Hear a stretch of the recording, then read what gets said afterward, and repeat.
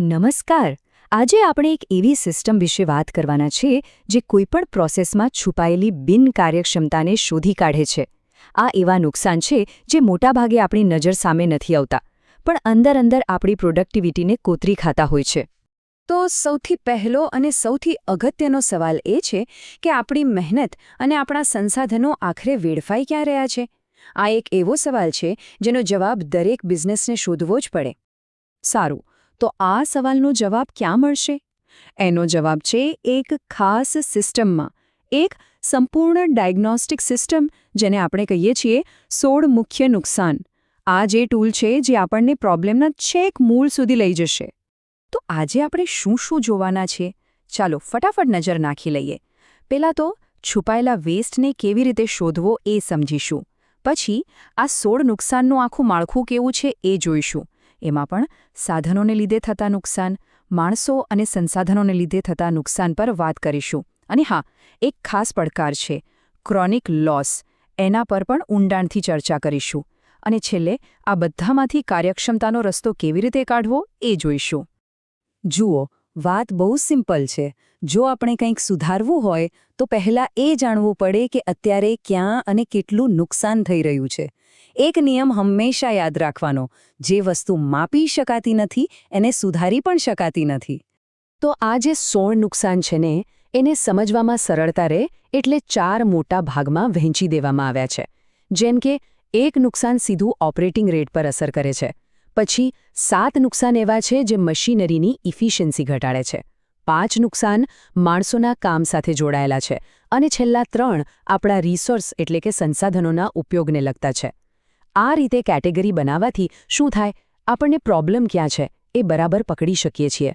તો ચાલો હવે આ બધા અલગ નુકસાનને એક સાથે એક જ ફ્રેમવર્કમાં જોઈએ, જેથી આખું જ કરીએ સૌથી મોટી અને સૌથી પહેલી કેટેગરીથી: મશીનરી એટલે કે ઇક્વિપમેન્ટને લગતા નુકસાન. આ એવા ફેક્ટર્સ છે જે સીધા પ્રોડક્શન પર અસર કરે છે. હા, બરાબર. પૂરા 7 અલગ રીતો છે જેનાથી આપણા મશીનોની કાર્યક્ષમતા ઘટી શકે છે, અને દરેકને સમજવું બહુ જરૂરી છે. તો આ 7 નુકસાન કયા છે? ચાલો જોઈએ. પહેલું છે ફેલિયર લોસ, એટલે કે મશીન બંધ પડી જાય. બીજું છે સેટઅપ અને એડજસ્ટમેન્ટ લોસ. ત્રીજું કટિંગ બ્લેડ જેવા ટૂલ્સનું નુકસાન.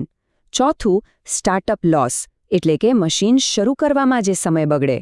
પાંચમું નાની વાર માટે મશીન અટકી જાય. છઠ્ઠું સ્પીડ લોસ, એટલે કે મશીન ધીમું ચાલે. અને સાતમું ડિફેક્ટ અને રીવર્ક લોસ, એટલે કે ખામીવાળો માલ બને. આ દરેક નુકસાન પ્રોડક્શનના ફ્લોમાં એક સ્પીડ બ્રેકર જેવું કામ કરે છે. હવે એક બહુ જ રસપ્રદ કોન્સેપ્ટ સમજીએ. સેટઅપ લોસની અંદર પણ 2 પ્રકાર છે: ઇન્ટરનલ અને એક્સટર્નલ. ઇન્ટરનલ સેટઅપ એટલે એ કામ જે મશીન બંધ કરીને જ કરવું પડે, જેમ કે કોઈ ડાઈ બદલવી. જ્યારે એક્સટર્નલ સેટઅપ એટલે એ તૈયારી જે મશીન ચાલતું હોય ત્યારે પણ કરી શકાય, જેમ કે આગલા જોબ માટે ટૂલ્સ તૈયાર રાખવા.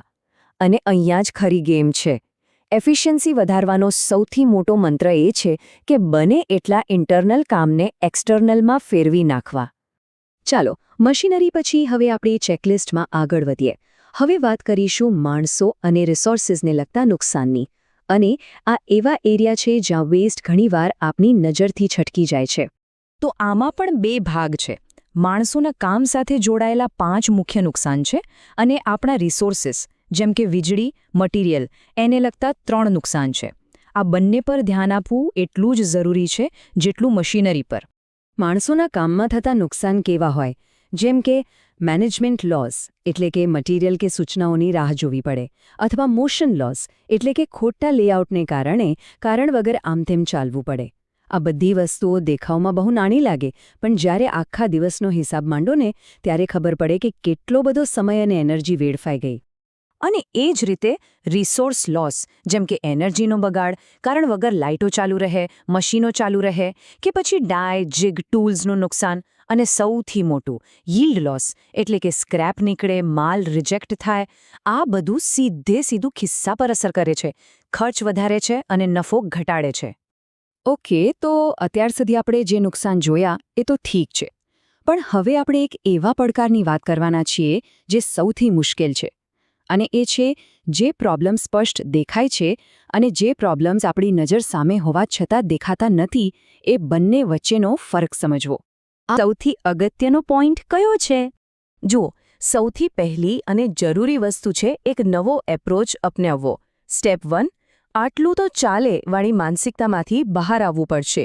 ક્રોનિક નુકસાનને સ્વીકારવાનું બંધ કરવું પડશે. સ્ટેપ 2, આ જે 16 નુકસાનનો ફ્રેમવર્ક આપણે સમજ્યા એનો ઉપયોગ કરીને પ્રોબ્લેમ્સને ઓળખવા અને કેટેગરાઇઝ કરવા.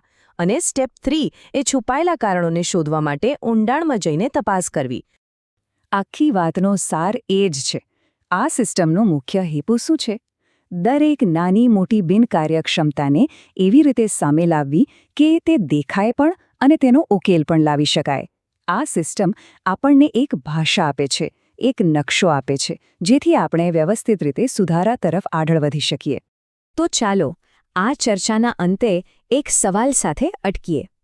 આપણા રોજિંદા કામમાં કે જીવનમાં એવું કયું સ્વીકાર્ય બની ગયેલું ક્રોનિક નુકસાન છે જેને આપણે આ તો આમ જ ચાલે એમ માની લીધું છે, પણ હવે આ બધું સમજ્યા પછી